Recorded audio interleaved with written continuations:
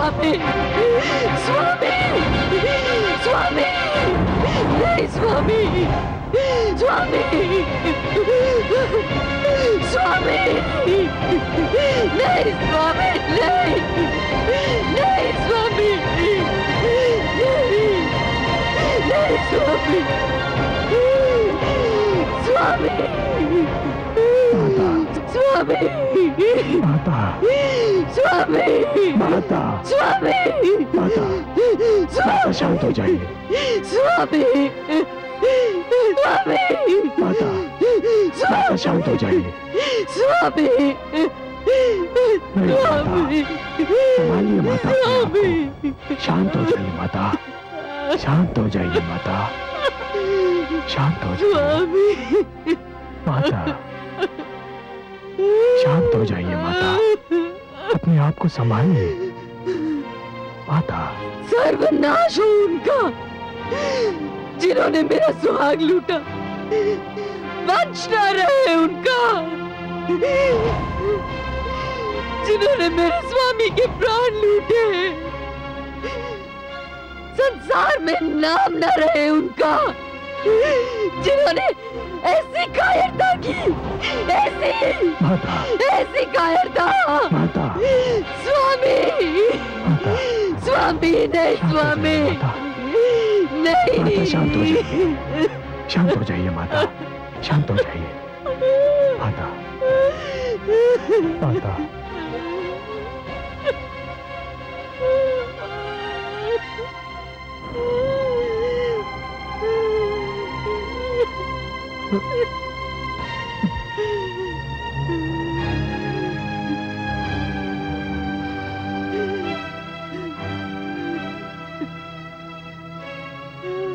हे पिताश्री,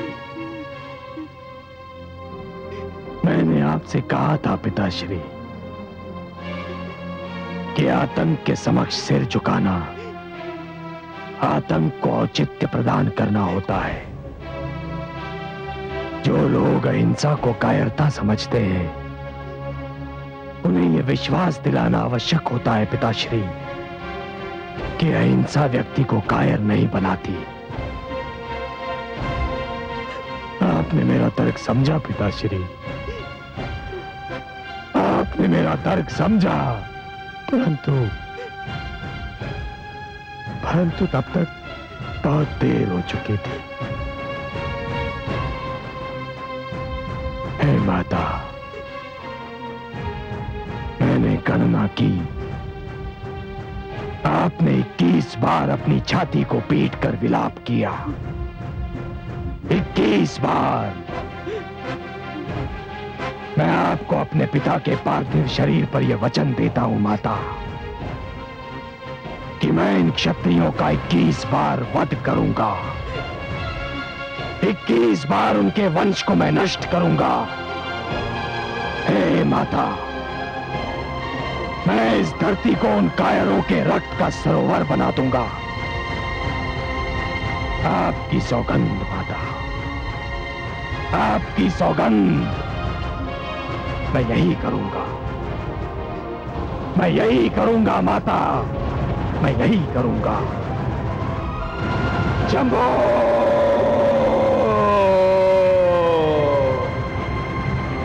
हे शंभो।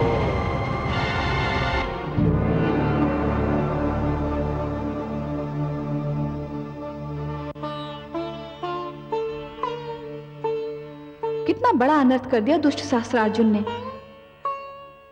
महादेवी, भ्रष्टाचार और उन्माद से चूर व्यक्ति अनर्थ के अतिरिक्त और कर ही क्या सकता है? परशुराम ने सत्य ही कहा था कि कहीं जमदग्नि उसके तर्क को समझने में विलंब न कर दें। उन्होंने विलंब कर दिया और इसका ये फल हुआ। पर मेरी समझ में ये नहीं आता कि ऋषि जमदग्नि परशुराम के तर्क से पूर्णतः सहमत क्यों नहीं थे। महादेवी, ऋषि जमदग्नि का एक मन कह रहा था कि वो परशुराम के तर्क से सहमत हो जाए, परंतु दूसरा मन कह रहा था कि सहमति का अर्थ यह होगा कि स्वयं की विचारधारा की पराजय को स्वीकार कर लेना। वो असमंजस में पड़ गए और इसी असमंजस के कारण उन्हें अपने प्राणों से हाथ धोना पड़ा। एक कारण और था महादेवी। वो क्या था कमल नयन? ऋषि जमदग्नि को शस्त्र की महत्ता का ज्ञान तो था, परंतु शस्त्र के प्रयोग का ज्ञान नहीं था। मैं समझी नहीं सर्वेश्वर। ऋषि जमदग्नि शस्त्र विद्या की शिक्षा अवश्य देते थे महादेवी, परंतु उन्होंने कभी यह नहीं सोचा होगा कि इस विद्या का प्रयोग स्वयं उन्हें भी करना पड़ सकता है, उन्हें युद्ध भी करना पड़ सकता है। इसका फल यह हुआ महादेवी कि जब युद्ध का समय आया तो शस्त्र विद्या में उनकी निपुणता उनके किसी काम नहीं आई। पर वो तो युद्ध में विश्वास ही नहीं करते थे। वो कहते थे कि वे जन्म से ब्राह्मण हैं और उनका कार्य केवल शिक्षा देना है। यही तो उनकी भूल सिद्ध हुई महादेवी, यही तो उनकी भूल सिद्ध हुई। जाति का संबंध जन्म से नहीं, कर्म से होता है। व्यक्ति की जाति का निर्धारण उसका कार्य क्षेत्र करता है। यदि कार्य क्षेत्र परिवर्तित होता है तो व्यक्ति की जाति भी परिवर्तित होती है। आप सत्य कहते हैं। इस साधारण रहस्य को जमदग्नि ने समझने का प्रयास ही नहीं किया। उनके हाथों में जब पुस्तक थी तब भी वे स्वयं को ब्राह्मण ही समझते थे, और जब उनके हाथों को शस्त्र उठाना पड़ा तब भी वे स्वयं को ब्राह्मण ही समझते रहे। आपने सर्वथा सत्य कहा महादेवी। महादेवी, जिस प्रकार अग्नि जब रसोई में होती है तो उसका कार्य कुछ और होता है, परंतु जब वो अग्नि दीपक की लौ में सिमट जाती है तब कुछ और होता है। उसी प्रकार एक व्यक्ति को भी विभिन्न क्षेत्रों में भिन्न कार्यों में क्षमता उत्पन्न करनी चाहिए। यही तो वास्तविक ज्ञान होता है। ऋषि जमदग्नि को यह ज्ञात होना चाहिए था महादेवी कि शत्रु छल का प्रयोग भी कर सकता है। ये सब सत्य है कमल नयन, किंतु सहस्रार्जुन के पुत्रों ने उन्हें छल से मार दिया। वो तो घोर कायरता थी महादेवी, घोर कायरता। सहस्रार्जुन और उसके पुत्रों को इसका दंड अवश्य मिलेगा, कठोर दंड मिलेगा।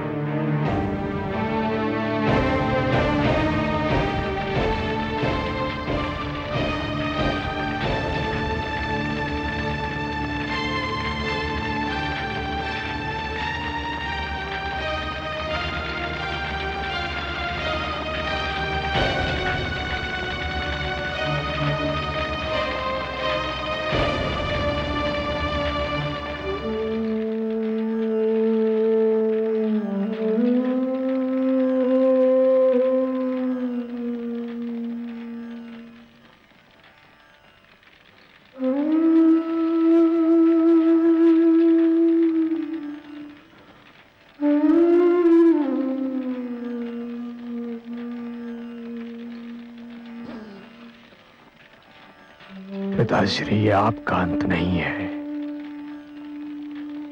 ये तो साम्राज्यवादी व्यवस्था का अंत है। आप मर नहीं सकते पिताश्री, मृत्यु आपको छू भी नहीं सकती, क्योंकि आप तो ज्ञान है, विद्या है, बुद्धि है। आचार्य कभी नहीं मरते पिताश्री, आचार्य कभी नहीं मरते। वो तो अपनी दी हुई शिक्षा और अपने बनाए गए शिष्यों के रूप में सदा के लिए जीवित रहते हैं।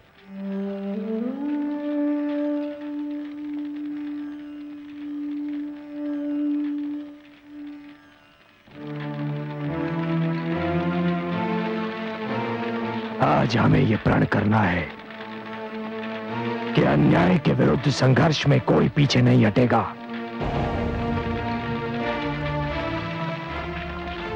पिताश्री की मृत्यु ने हमें यह सिखाया है कि हमें युद्ध के उन्माद का अंत करना है। जो भी व्यक्ति समाज पर युद्ध थोपता है वो मानवता का शत्रु है, और हमें इस धरती को इन शत्रुओं से मुक्त कराना है।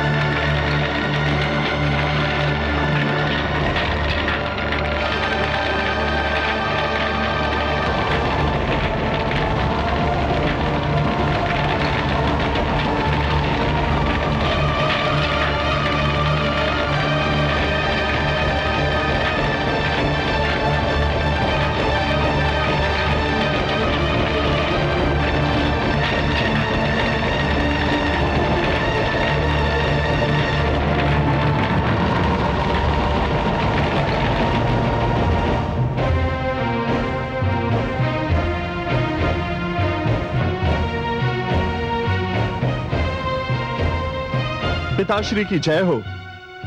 पिताश्री, आपको यह सुनकर प्रसन्नता होगी कि हमने आपके शत्रु को मृत्यु के घाट उतार दिया। किस शत्रु के विषय की बात कर रहे हो पुत्र? ऋषि जमदग्नि के विषय में। क्या? हाँ पिताश्री, जमदग्नि ने आपके साथ छल किया था और हमने उसे उसका दंड दे दिया है। ऋषि जमदग्नि ने छल किया था? क्या छल किया था? उन्होंने सुशीला के स्थान पर आपको कोई साधारण गऊ दे दी थी। बुद्धि भ्रष्ट हो गई है तुम्हारी। वो सुशीला ही थी। किंतु उसने तो हमारी कोई इच्छा पूरी नहीं की। मूर्खों, पुत्र पिता की सहायता करते हैं, परंतु तुमने तो एक बहुत बड़ा संकट मेरे द्वार पर लाकर खड़ा कर दिया है। मैं चाहता था कि परशुराम को समाप्त करने के लिए मुझे थोड़ा समय मिल जाए, युद्ध कुछ समय के लिए टल जाए, ताकि मैं अपनी शक्ति को एकत्र कर लूं। परंतु तुमने तो युद्ध को मेरी चौखट पर लाकर खड़ा कर दिया है। ऋषि जमदग्नि का वध परशुराम को आग बबूला कर देगा। परंतु पिताश्री, परशुराम का तो अपने पिता के साथ मतभेद हो गया था। विचारों के मतभेद से रिश्ते नाते नहीं टूट जाया करते पुत्र। ऋषि जमदग्नि परशुराम के पूज्य पिता हैं। विचारों का मतभेद होते हुए भी उनका असीम आदर करता है। भूल गए? ऋषि जमदग्नि की आज्ञा से उसने अपनी माता का सिर धड़ से अलग कर दिया था। अब क्या होगा पिताश्री?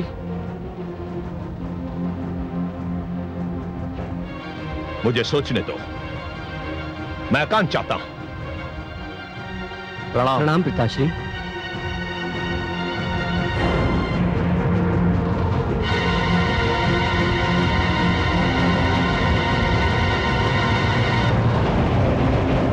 प्रणाम माताश्री। आयुष्मान भव।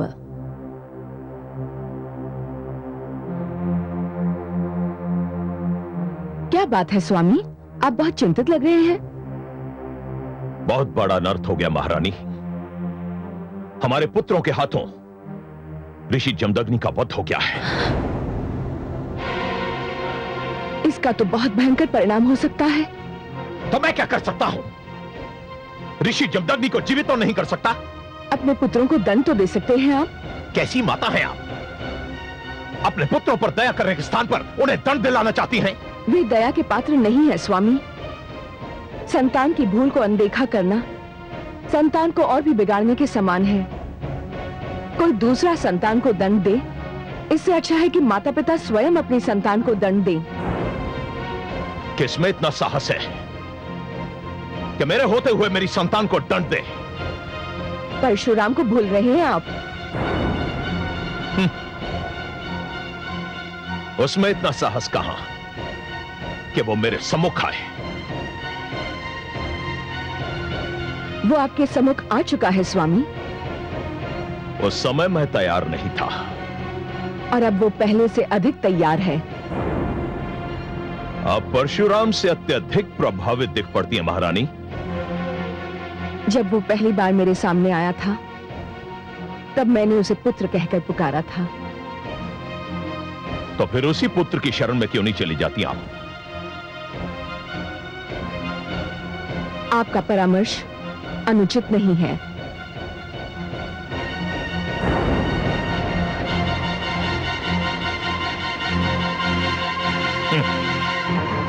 परशुराम,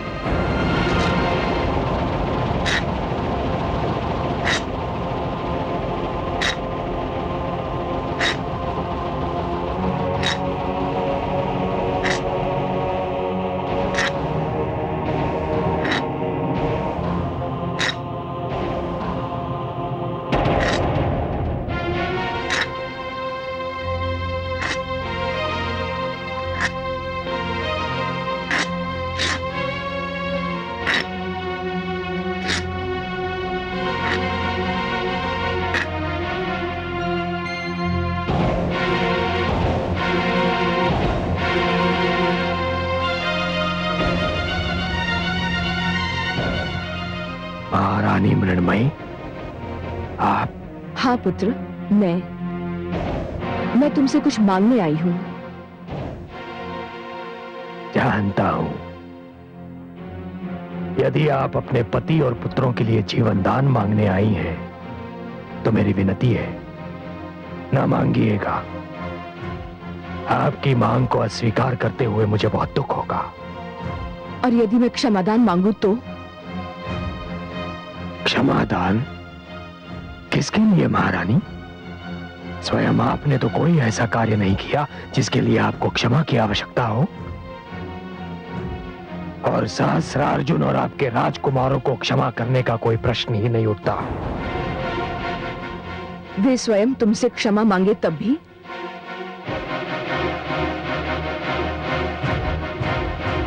तो इसका अर्थ यह है कि निर्मम हत्याओं की यह श्रृंखला कभी नहीं टूटेगी।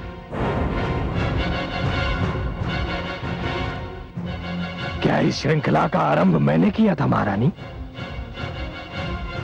और क्या आपके पति और पुत्रों के अपराधों को भुलाने के लिए क्षमा पर्याप्त है? नहीं है। किंतु क्या हिंसा का उत्तर हिंसा और हत्या का उत्तर हत्या से देने से अपराध की महत्ता कम हो जाती है? पुत्र, मेरे पति और पुत्र अहंकारी हैं। तुम तो नहीं हो। तुम बुद्धिमान हो, शक्तिशाली हो। क्षमा वही कर सकता है जिसे अपनी शक्ति पर भरोसा है। तुम क्षमा कर सकते हो पुत्र, तुम ही क्षमा कर सकते हो।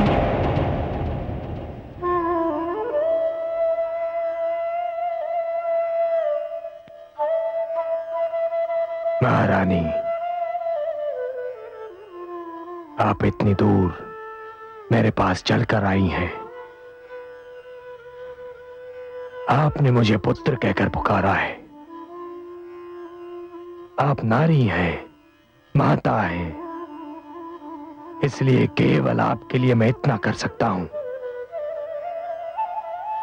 कि यदि आपके पति और आपके पुत्र समस्त ऋषि समाज से, समस्त भार्गव समाज से अपने दुष्कर्मों के लिए क्षमा मांग लें और ये वचन भी दें कि वो भविष्य में कभी किसी को पुनः कष्ट नहीं देंगे, तो महारानी मैं स्वयं अपना दुख भूलकर उन्हें क्षमा कर सकता हूं। परंतु क्या वो ऐसा करेंगे? क्यों नहीं करेंगे? मैं उन्हें मनाऊंगी। तुम्हारा धन्यवाद पुत्र। मैं उन्हें तुम्हारा प्रस्ताव मानने पर बाध्य करूंगी। मैं चलती हूं पुत्र।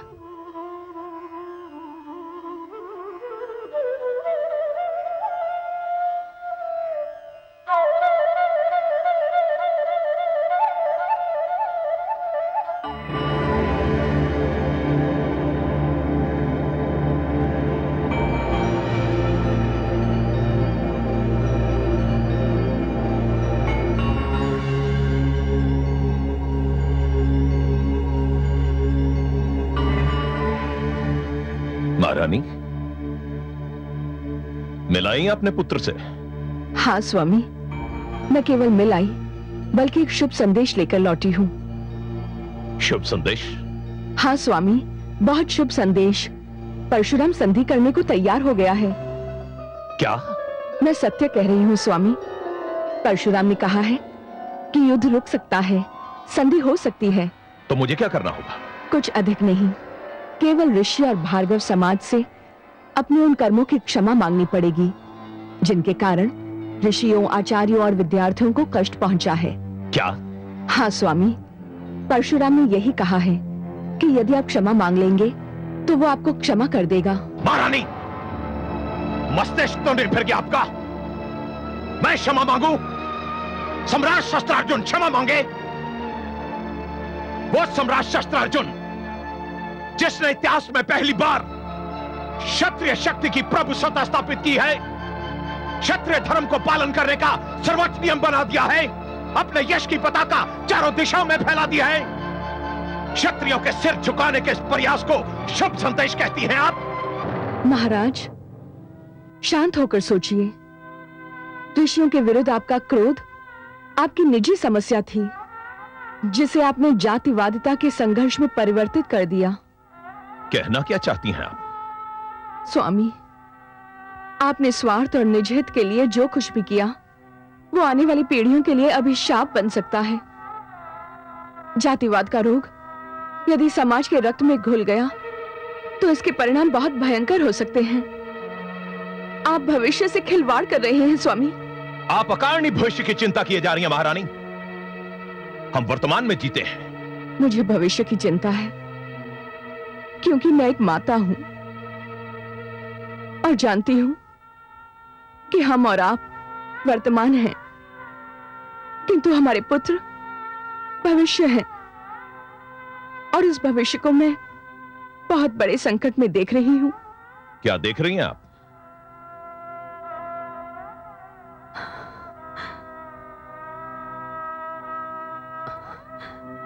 महाराज, मुझे उनके कटे हुए सिर दिखाई दे रहे हैं। बंद कीजिए अपना मुख। आप अपनी संतान के लिए ऐसी अशुभ और भयानक बातें कर रही हैं। नहीं स्वामी, मैं चाहती हूं कि मैं जो कुछ भी देख रही हूं वो झूठ हो, परंतु मैं जानती हूं कि सत्य है। ये सब मिथ्या है, ये सब झूठ है। आप झूठ कह रही हैं। ऐसा कदापि नहीं हो सकता। आप असत्य बोल रही हैं। और यदि ये सत्य है तो हे ईश्वर, मुझे अभी इसी क्षण इस धरती से उठा ले, क्योंकि मैं अपने पुत्रों का ये परिणाम नहीं देख पाऊंगी। उठा ले प्रभु, मुझे उठा ले।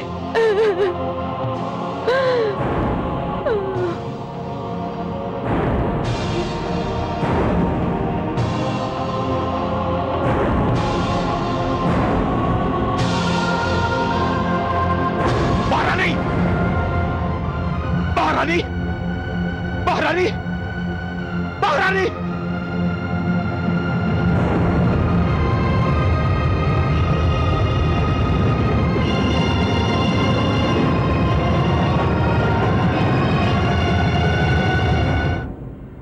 कमल नयन, संसार में ये क्या हो रहा है?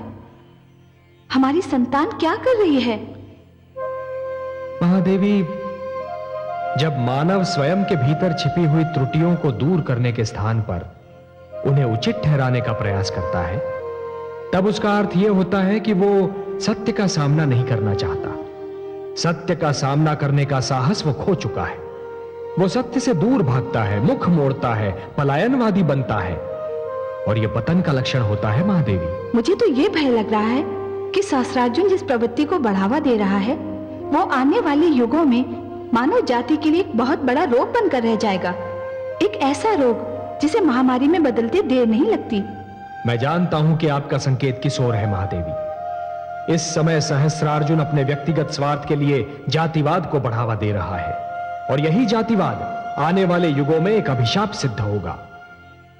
हे महादेवी, जिस प्रकार भूकंप ऊंची अट्टालिकाओं और भवनों को गिराने की शक्ति रखता है, उसी प्रकार ये जातिवाद एक सुदृढ़ और संगठित समाज को नष्ट करने की शक्ति रखता है।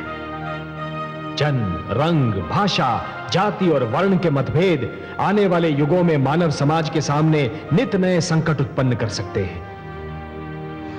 अपने स्वार्थ के लिए समस्त समाज को संकट में डालकर सहस्रार्जुन संसार की शांति भंग कर रहा है। मैं समाज में इस जाति और वर्ग के संघर्ष को रोकूंगा। मुझे इसे रोकना ही होगा।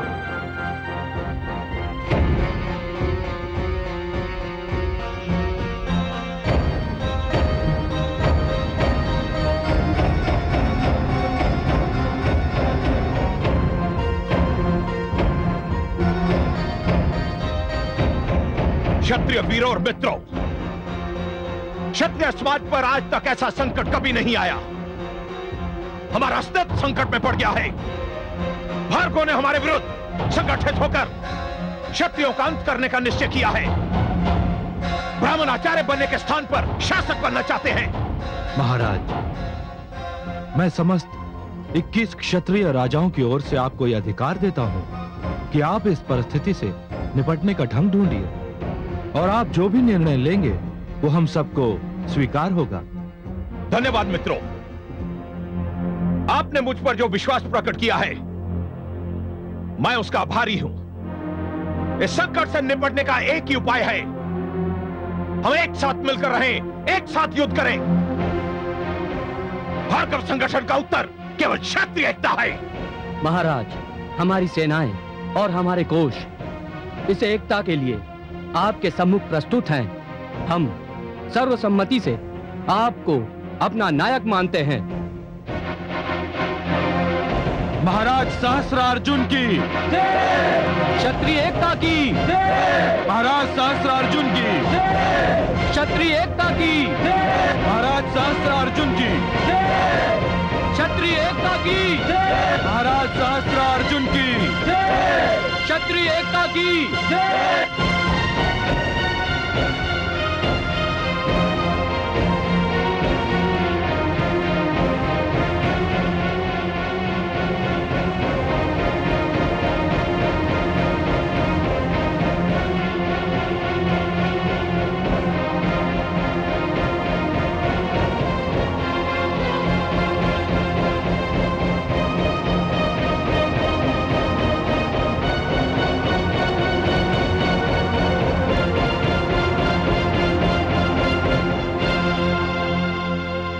यशस्वी भव।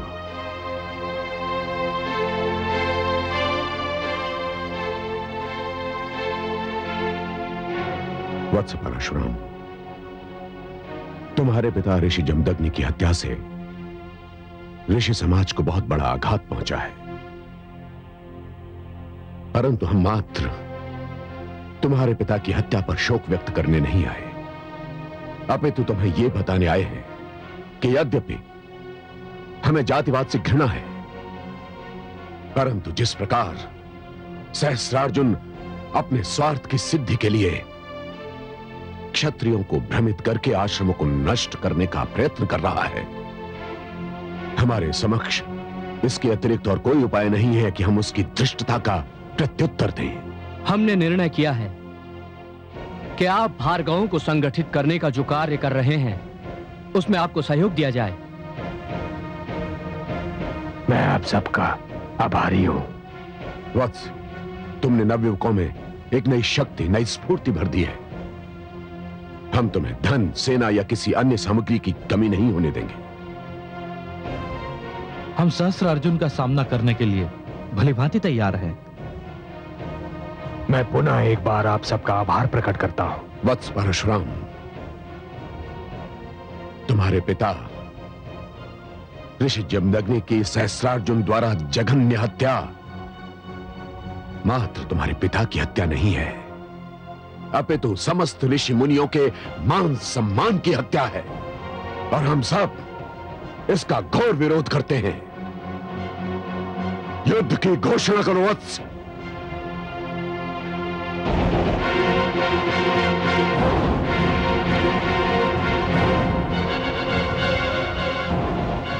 जो आज्ञा ऋषिवर, जो आज्ञा।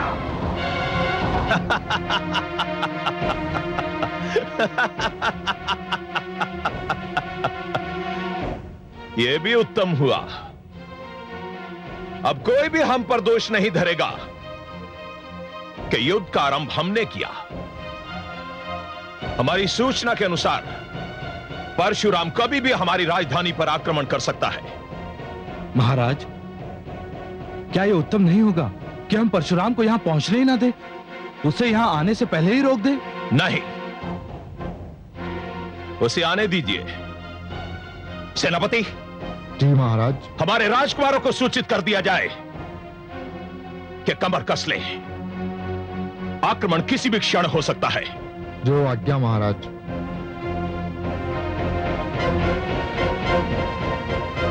परशुराम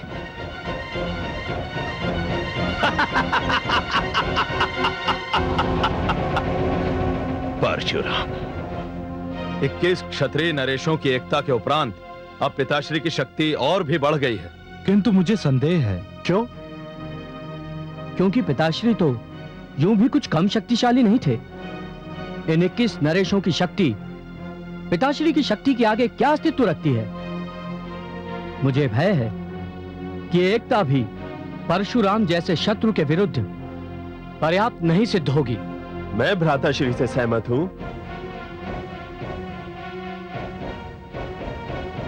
राजकुमारों की जय हो। मैं आप सबको सूचित करने आया हूं कि परशुराम ने हमारे विरुद्ध युद्ध की घोषणा कर दी। क्या? हम जानते थे ये होने वाला है, ये होकर ही रहेगा। अब तो युद्ध के अतिरिक्त कोई मार्ग ही नहीं रह गया है। उस युद्ध का क्या लाभ जिसका परिणाम प्रारंभ से पहले ही विदित हो? आप जा सकते हैं सेनापति।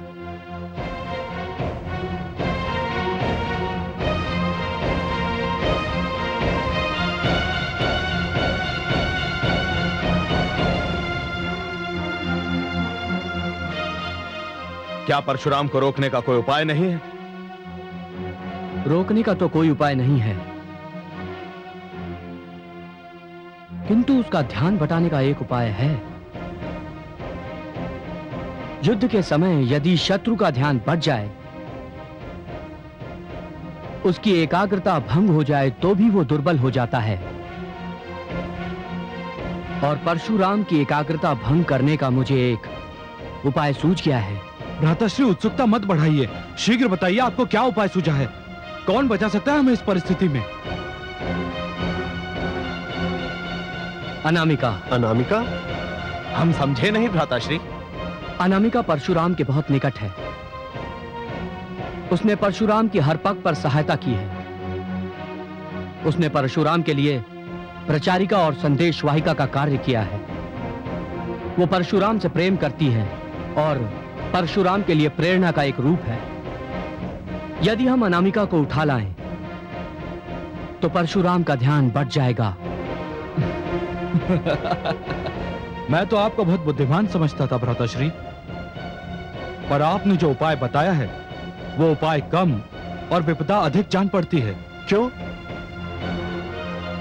मूर्ख, ये तो आ बैल मुझे मार वाली स्थिति होगी।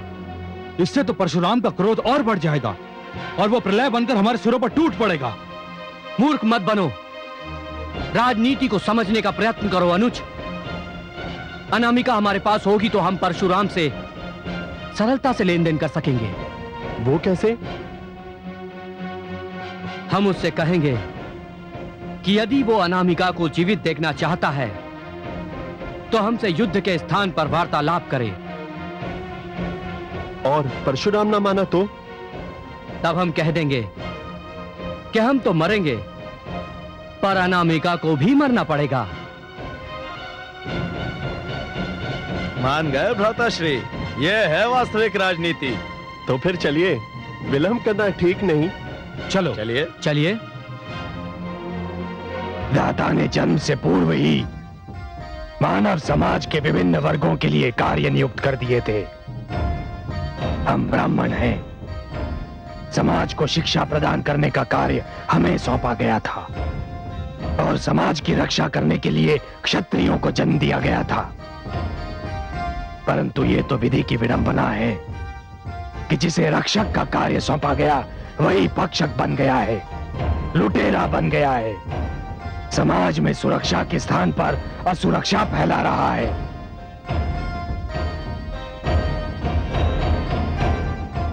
जिन हाथों में पुस्तक होनी चाहिए थी, आज उन हाथों में खड्ग है। जो हाथ आशीर्वाद देने के लिए बने थे, यदि आज उन हाथों में शस्त्र दिखाई दे रहे हैं तो इसमें हमारा कोई दोष नहीं है। हे शिव शंभो, ये तो समस्त संसार जानता है कि हमें ऐसा करने पर विवश कर दिया गया है। मित्रों, ये जान लीजिए कि किसी भी सेना की शक्ति होती है उसके अस्त्र और शस्त्रों में। सहस्त्रार्जुन की सेना नवीनतम शस्त्रों से लेस है। यदि हम सहस्त्रार्जुन का शस्त्रागार नष्ट कर देते हैं तो उसकी शक्ति आधी रह जाएगी। मित्रों, हम सहस्त्रार्जुन के शस्त्रागार पर आक्रमण करेंगे, उसके समस्त शस्त्रों को लूट लेंगे और उसके शस्त्रागार को फूंक देंगे।